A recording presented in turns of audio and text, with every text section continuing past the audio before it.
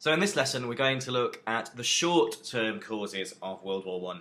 And again, I'd like you to consider to what extent was Germany, the German government, responsible for each of these short-term causes. So the first short-term cause, the very famous murder in Sarajevo of Archduke Franz Ferdinand of Austro-Hungary. So, some politics behind this. You can see the Austro-Hungarian Empire here. This area here, Bosnia, was part of the Austro-Hungarian Empire. It had been annexed in 1908. But Serbia, this country to the south of Austria-Hungary, it claimed that Bosnia should be part of Serbia. A Serbian nationalist, getting ahead of myself, the Archduke of Austro-Hungary was visiting Sarajevo, which was the main city in Bosnia, in 1914. And this man you can see in the picture on the right, Gavrilo Princip, he was a member of a Serbian nationalist anarchist gang called the Black Hand Gang. And he shot and killed the Archduke of Austria-Hungary in 1914. Next, Austria-Hungary was clearly very annoyed at Serbia, and they delivered an ultimatum on Serbia.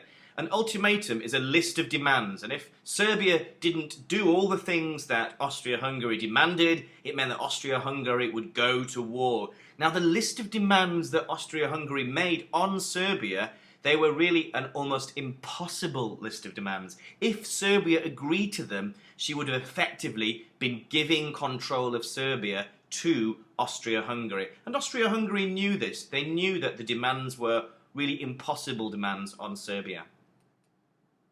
Next, the alliances come into play. Serbia had strong cultural and ethnic ties with Russia, and she was confident of support from Russia if Austria-Hungary did invade. And as we remember from our last lesson, Austria-Hungary did have an alliance with Germany. Now, the second factor, the German backing of Austro-Hungary. Now, this is where we need to look at it in a little more detail. Earlier on, in 1913, by the way, sorry, these are not the real words of Kaiser Wilhelm II. Sorry, guys, you're on your own. But in 1913, Austria-Hungary, in an earlier dispute with Serbia, wanted to go to war with Serbia. But it wasn't confident about going to war with Serbia because it knew that Russia could get involved. And back in 1913, Germany had said no.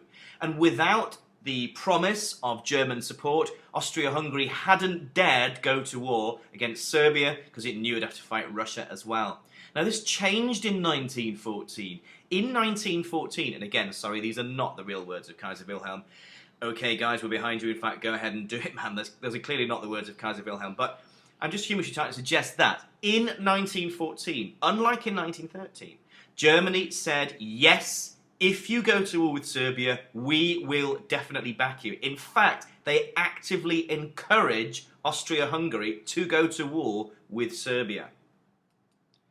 Factor number 3 is placing some of the blame for the outbreak of the conflict on the British. Because the British Foreign Minister, Sir Edward Grey, he was trying to negotiate a peaceful settlement right up to the outbreak of war.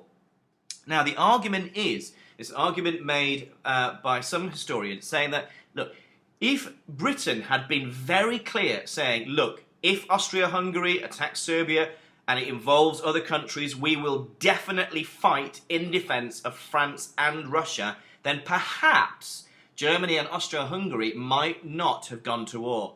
But Sir Edward Grey, the British, they did not make this definite statement that they would go beyond the Entente and definitely support France and Russia. This is explained in a bit more detail by Sergei Sazonov, the Russian foreign minister at the time. And he said, in 1914, Sir Edward Grey should have made a clear statement that Britain and France would stand by, Britain would stand by France and Russia. I insistently asked him to do this, but he refused. He could have saved humanity from that terrible catastrophe. So, they didn't do that. The Russian army started to mobilize, thinking that Serbia was going to be threatened, and the Germans put the Schlieffen Plan into practice. the German army swung through Belgium towards Paris, and this made Britain enter the war, and on the 3rd of August, effectively, the First World War began.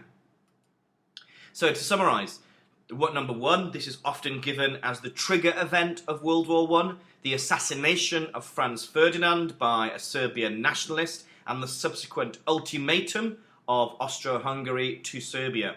However, it's a bit more complicated because German backing of Austro-Hungary was crucial. Perhaps Austria-Hungary would not have gone to war with Serbia and pulled all of the countries in if the Germans had not only backed but encouraged Austro-Hungary to go to war.